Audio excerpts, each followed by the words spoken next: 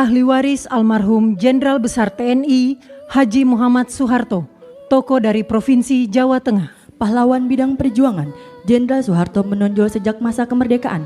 Sebagai Wakil Komandan BKR Yogyakarta, ia memimpin pelucutan senjata di Jepang, Kota Baru 1945.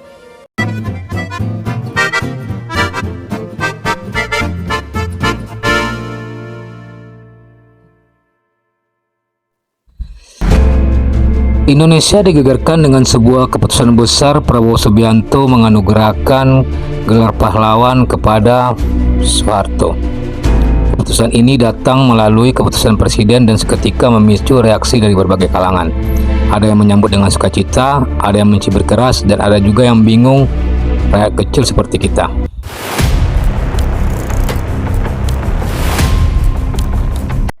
Nama Soeharto kembali mengudara sebagai simbol kontroversi masa lalu dan harapan masa depan. Gua Anggi, selamat datang di Gema Nalar. Pertama-tama, kenapa Prabowo mengambil keputusan ini sekarang? Gelar pahlawan bukan sekadar kehormatan simbolis, itu sinyal politik yang sangat kuat. Soeharto adalah tokoh yang punya dua sisi, pembangunan dan represivitas. Keputusan untuk mengangkat Soeharto sebagai pahlawan nasional berarti negara memberikan pengakuan besar atas jasanya, tapi sekaligus menimbulkan pertanyaan besar soal luka masa lalu yang belum tuntas. Banyak pihak menyatakan ini bisa jadi politisasi sejarah, bukan murni penghormatan. Dan kita harus pahami, apa yang tampak indah bisa punya konsekuensi yang berat. Di pihak yang mendukung, banyak menyebut anugerah ini sebagai bentuk penghormatan atas pembangunan masa lalu. Mereka menyebut Soeharto sebagai figur yang membawa infrastruktur, stabilitas, dan kemajuan ekonomi. Ada yang bilang, dulu jalan rusak, sekarang lebih banyak jalan terbangun. Ada juga yang memuji swasembada pangan era Soeharto sebagai prestasi yang besar.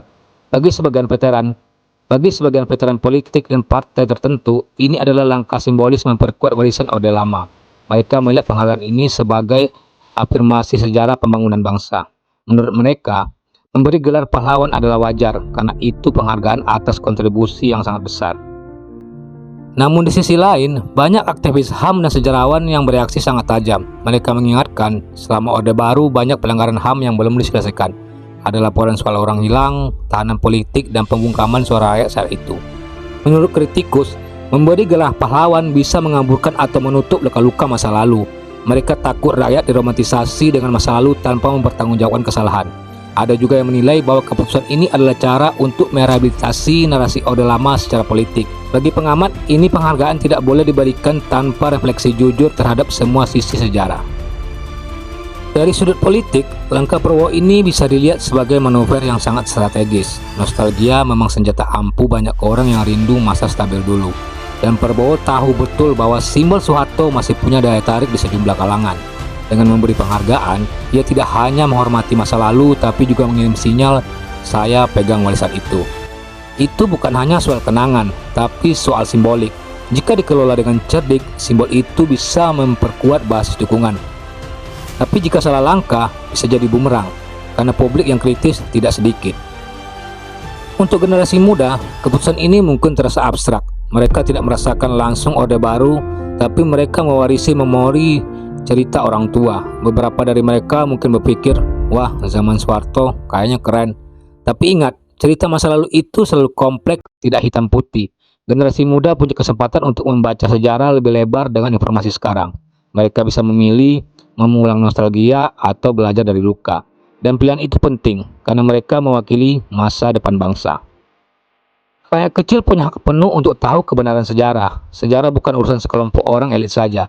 Kita berhak mendapatkan informasi lengkap, prestasi, kesalahan semua, tanpa dipoles, tanpa ditutup-tutupi. Karena dengan tahu utuh, kita bisa menilai lebih bijak. Dan dengan menilai lebih bijak, kita bisa memutuskan sikap nyata terhadap keputusan semacam itu. Ini bukan soal sekadar urusan politik elit, ini soal masa depan kita bersama.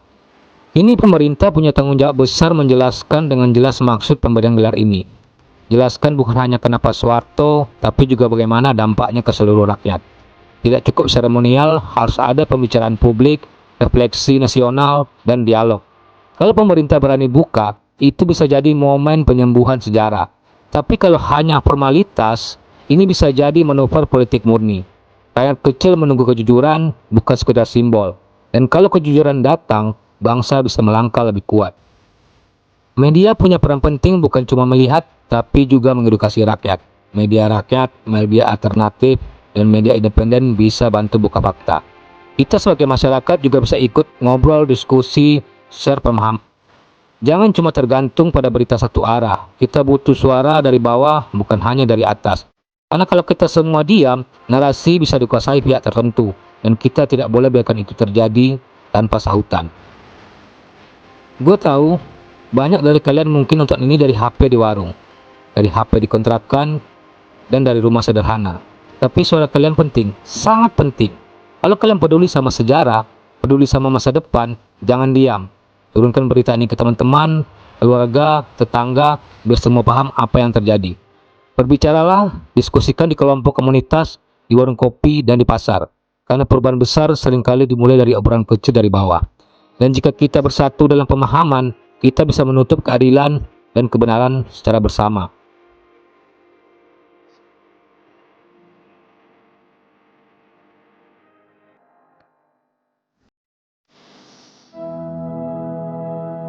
Jadi kesimpulannya, keputusan Prabowo menganugerahkan gelar pahlawan kepada Soeharto adalah berita yang sangat besar. Bukan sekadar cerita masa lalu, tapi simbol politik yang bisa berdampak kepada masa depan.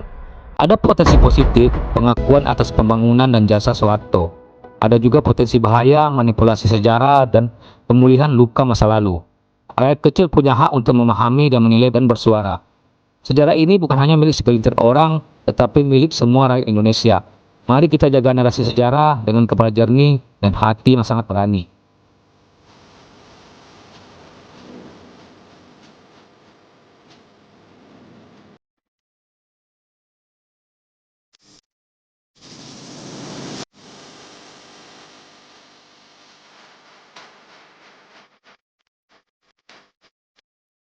Kalau video ini membuka mata kalian tentang hal yang belum banyak orang tahu, bantu sebarkan. Klik like biar lebih banyak rakyat kecil yang kebagian informasi ini. Tulis opini kalian di komentar, ayo kita diskusi bareng, dan subscribe karena gue bakal terus bawain berita dan analisis dari sudut pandang rakyat jelata. Mari kita bersama-sama melek sejarah, krisis kekuasaan, karena kalau bukan kita, siapa lagi yang akan menjaga suara rakyat kecil.